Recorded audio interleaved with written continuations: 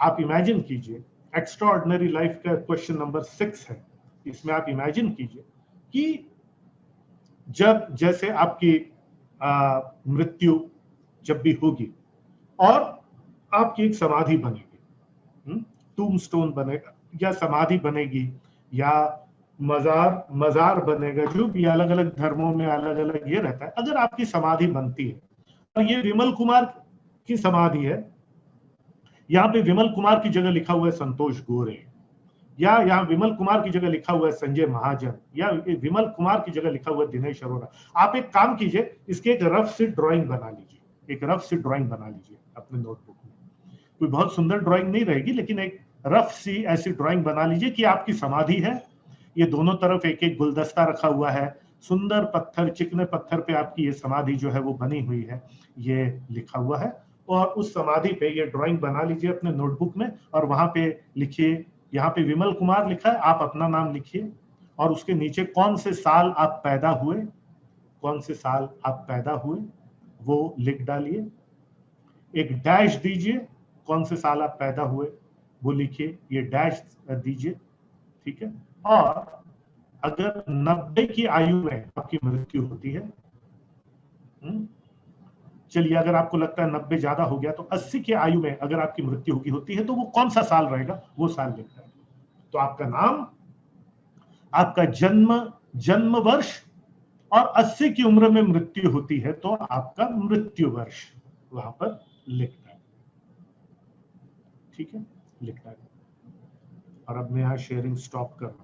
आपने जो भी लिखा उसकी तरफ देखिए, ध्यान से देखिए, उस समाधि को देखिए,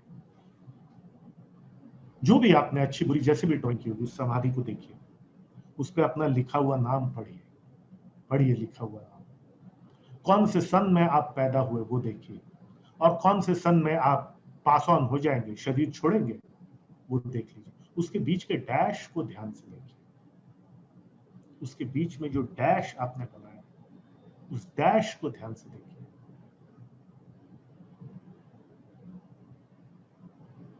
राइट, राहुल खत्री, वो डैश तुम्हारी जिंदगी है, वो डैश तुम्हारी जिंदगी है। समझ में आया आपको? सीताराम नागर जी, आपके जन्म वर्ष और मृत्यु वर्ष के बीच में जो आपने डैश बनाया है, वो डैश आपकी जिंदगी है। राइट, हो सकता है आप 90 की उम्र तक जिए, या हो सकता है आप 75 की उम्र, वो इममटेरियल। उस डैश को देखते रहो, 10 सेकंड 15 सेकंड उस डैश को देखते रहो। आप अभी उस डैश की अवस्था में, एक एरो है जो यहां से वहां तक एक तीर जा रहा है, उस डैश की अवस्था में आ जाता है। और वो डैश कैसा रहेगा ये आपकी स्पिरिचुअलिटी डिसाइड करेगा, आपका अध्यात्म डिसाइड, ये इससे आपका आध्यात्म डिसाइड होगा कि आपको मरने के बाद कैसे याद किया जाए। वो डैश आपकी पूरी जिंदगी है। अब कितने साल बचे हैं वो सोच लो। और अब मैं वापस उस चित्र में जाता हूं, और ये जो आपका ताबूत बना हुआ, सॉरी ताबूत नहीं, ये जो आपका समाधि बनी हुई है, इस समाधि में आपका नाम लिखा है, आपका जन्म वर्ष और आपका मृत्यु वर्ष लिखा हुआ है, और नीचे 3 शब्द लिखे हुए हैं। वो 3 शब्द जो आपकी पूरी जिंदगी को प्रभावित करते हैं, वो 3 शब्द क्या होंगे? 1 2 3 अभी इसी वक्त सोच करके लिख डालिए। आपको आपका सुपर ईगो सही माने में मिल जाएगा, सही माने में मिल जाएगा। वो 3 शब्द क्या लिखे रहेंगे आपकी समाधि पर? आपने अपनी जिंदगी कैसी जी, 3 शब्द क्या रहेंगे? और सिर्फ 3 शब्द, सेंटेंसेस नहीं लिखना, 3 शब्द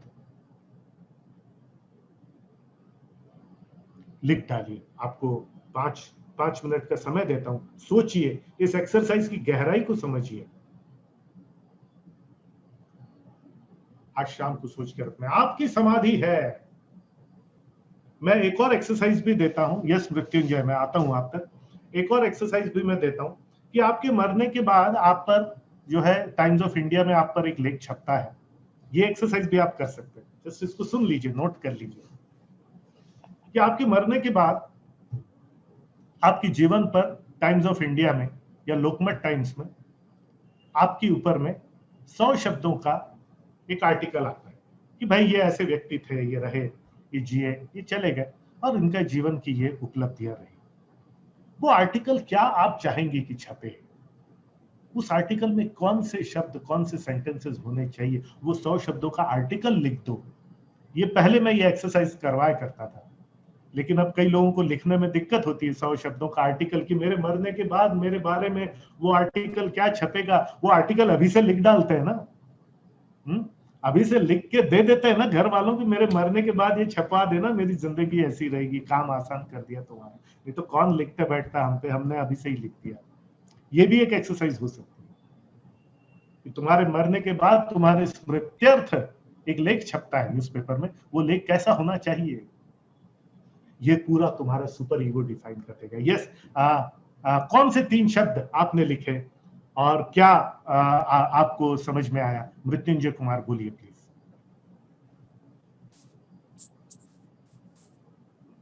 सर ये 3 शब्द है, निर्भीक, निरंतर, निश्चल। एक मिनट, फिर से बोलिए, फिर से बोलिए, बहुत बढ़िया, फिर से बोलिए। पहला है निर्भीक। निर्भीक, ओके। निरंतर। निरंतर, कंसिस्टेंसी, ओके। निश्चल। निश्चल, वाह वाह वाह, बहुत सुंदर, बहुत बढ़िया। ये 3 शब्द मृत्युंजय कुमार की जिंदगी को डिफाइन करेंगे। Yes, anyone else? Santosh, Santosh Gore बोलिए। आपकी समाधि पर जो है क्या जो है आपकी समाधि जब बनेगी तो क्या लिखा रहेगा? सर मेरा जो काम है उसके हिसाब से मैं जो कुछ काम करने वाला हूँ उसके हिसाब से निसर्ग प्रेमी, ओके। और मैं जो ईश्वर को ज्यादा मानता हूँ, हरिभक्त हूँ, तो हरिभक्त रहेगा। वाह वाह, क्या और बात। जो भी मैं काम करूंगा, मैं जो भी काम करूंगा, मेरे जो आगे की जो जनरेशन है उनको लगेगा कि ये हमारे जो बुजुर्ग थे वो श्रद्धेय है, इसलिए श्रद्धेय है। अरे वाह, मेरे परिवार के लिए। क्या बात है, वंडरफुल वंडरफुल। देखिए, अब इस एक्सरसाइज के बाद में ये जो मृत्युंजय ने लिखा, अब ये संतोष ने जो लिखा, अब मुझे बताओ, कभी कोई हल्का काम कर सकता है क्या संतोष गोरे? अब कभी कर भी सकता है क्या? कोई हल्के विचार को एंटरटेन कर सकता है क्या? नहीं हो सकता है कभी कोई व्यक्ति टकरा जाए कोई यार, पर उससे डील करने की काबिलियत आ गई ना, क्योंकि समझ में आ गया यार कि मेरे ताबूत पे ये करूंगा तो मेरे ताबूत पे लिखाएगा क्या? नहीं लिखाएगा। Wonderful, absolutely wonderful. Santosh Gore, आपके जीवन का मर्म आपको मिल चुका है, जो आपने खुद डिसाइड किया। मैंने तो सिर्फ आपको उस राह पे आपको थोड़ा सा धकेला, पर डिसीजन आपका है। और निर्णय की घड़ी में ही भविष्य बनता है, किस्मत बनती है। ये जो निर्णय की घड़ी में ही, ये डिसीजंस में ही, ये चॉइसेस में ही हमारा भविष्य बनता है। आप अपनी जिंदगी इन 3 शब्दों को चरितार्थ करने में जी ले संतोष, पीढ़ियां पीढ़ियां याद करेंगे। ईंट खींचेगा तुमको, ऐसी बात नहीं है संतोष, ईंट खींचेगा। वो कुछ दोस्त, वो कुछ चीजें, वो चीजें खींचेंगी, लेकिन सुपर ईगो इतना पावरफुल बना लिया कि खींच भी लिया, 2 मिनट के लिए वहां चला भी गया तो तुरंत पहले ईगो में वापस आएगा और सुपर ईगो की तरफ, रबर बैंड की तरह खींच लिया जाएगा। Right Santosh? Thank you for sharing. Nitin Chauhan बोलिए प्लीज। सर मेरे समाधि पे 3 शब्द लिखे होंगे, ओके। जिसमें पहला शब्द होगा सुपर रिच। अरे वाह, क्या बात है। यस। उसमें होगा कि money will not be any hindrance in improvement of my self and my society. Okay, wonderful, super rich. Second word will be the powerful. मैं अपने आप को इस तरह से पावरफुल बनाऊंगा कि कोई डिसीजन लेना हो सोसाइटी के लिए, अपने लिए, किसी के लिए, तो वो एक सुनने लायक हो, उसको सुना जाए, उसको गवर्नमेंट या जो भी डिसीजन मेकर्स हैं उसको सुने और उस पर विचार करें। ओके हाँ वो जो the last and third thing will be बनी हुई है उसमें।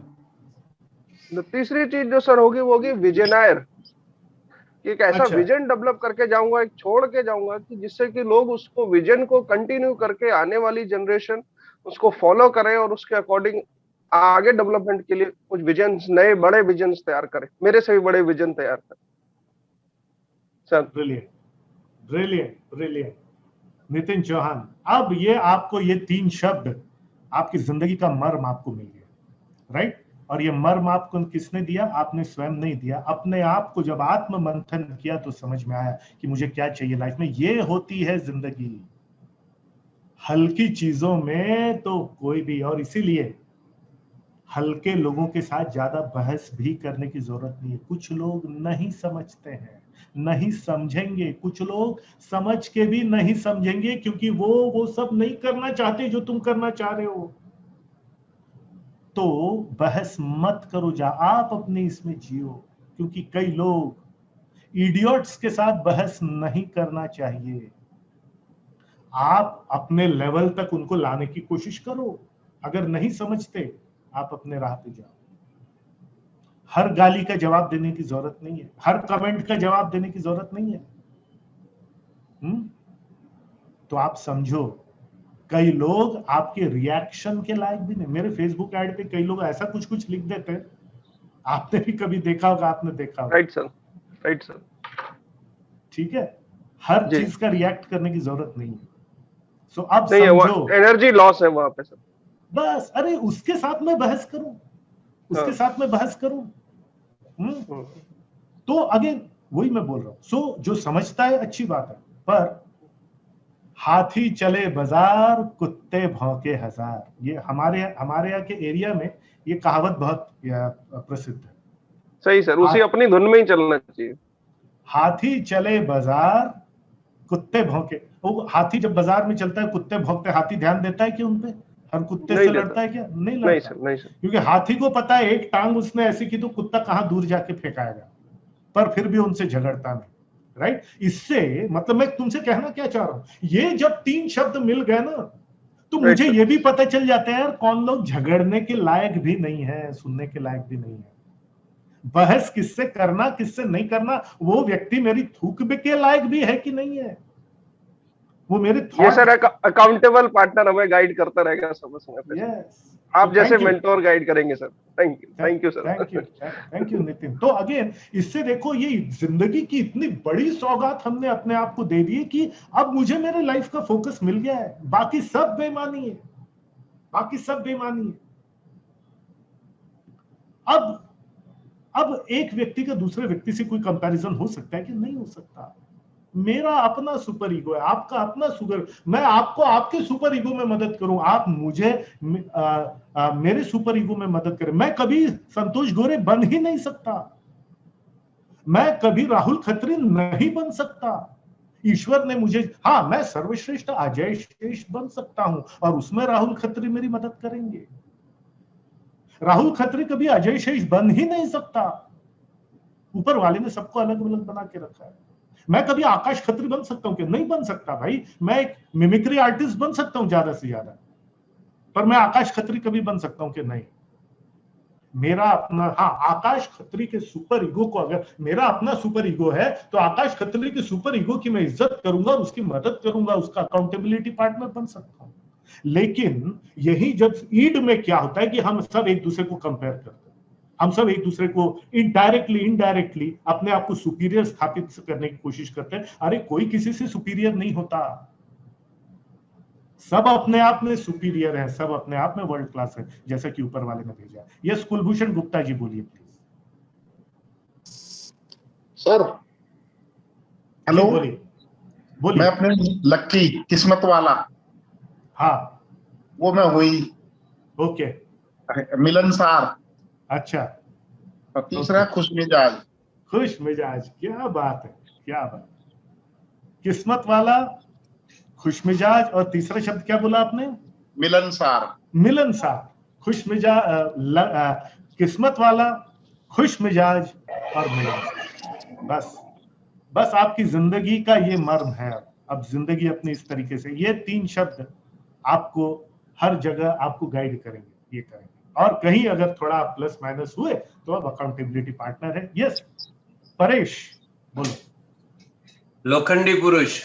अरे वाह क्या बात है, लौह पुरुष, हिंदी में हम लोग लौह पुरुष, लौह पुरुष, यस। लोखंडी पुरुष, ओके। मैं एक छोटी सी स्टोरी बोलना चाहता हूँ लौह पुरुष की, ओके। सरदार वल्लभ भाई पटेल की जी। हमारे गुजराती में जब गुजराती लेसन्स आता था 2री या 3री कक्षा में, तो सरदार वल्लभ भाई पटेल जब छोटे थे तब उस वक्त वो इसका जो अंडर आर्म होता है यहाँ पे कोई मतलब जो हम क्या बोलते हैं गुमड़ा होता है या कुछ वो होता था उस वक्त के जमाने में, एक रोग था एक तरीके का, प्लेग। हाँ, उसको निकालने के लिए वो लोहे का जो सलिया होता है उसको गर्म करके उसको निकालना पड़ता था, उसको निकालने के लिए। तो सरदार वल्लभ भाई पटेल को जब ऐसा हुआ तो उसका मदर जब उसको लेके गए तो वो जो सलिया लगाने वाला था वो डर रहा था कि ये कैसे करे इसको।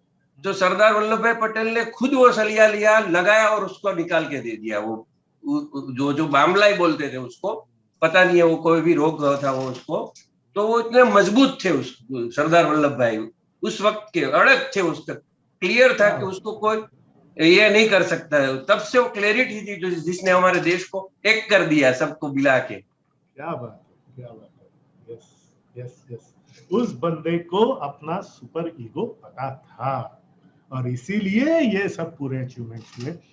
Wonderful, thank you very much Paresh ji. So again ये 3 शब्द जो है, ये विजनरी शब्द मैंने भी, ये जो है विजनरी था, उसने फ्यूचर को एनविजन किया था। मेरे इसमें जो है ये मेरे ताबूत के लिए, सॉरी मेरे समाधि के लिए जो 3 शब्द जो मैंने सोचे हैं मेरे अपने लिए, एक तो है विजनरी, ठीक है, दूसरा जो है वो यूथ एम्पावरमेंट, की यूथ को इसने एम्पावर किया, युवाओं की सोच को बदला।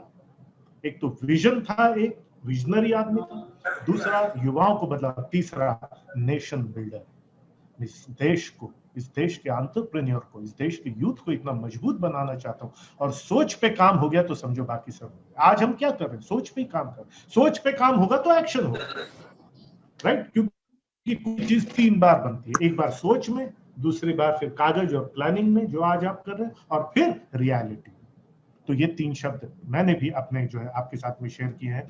एंड इस बेहतरीन शेयरिंग के बाद thank you very much. Hello friends, मैं उम्मीद करता हूँ ये वीडियो आपकी उम्मीदों पे खरा उतरा होगा और इससे आपकी लाइफ और बिजनेस में एक पॉजिटिव चेंज आएगा। ये पॉजिटिव चेंज तभी आएगा जब आप इस वीडियो को सिर्फ देखेंगे और सुनेंगे नहीं, बल्कि इसमें कही हुई बातों को अमल में भी लाएंगे, क्योंकि एक्शन लेने से ही आपको लाइफ में रिजल्ट्स मिलेंगे।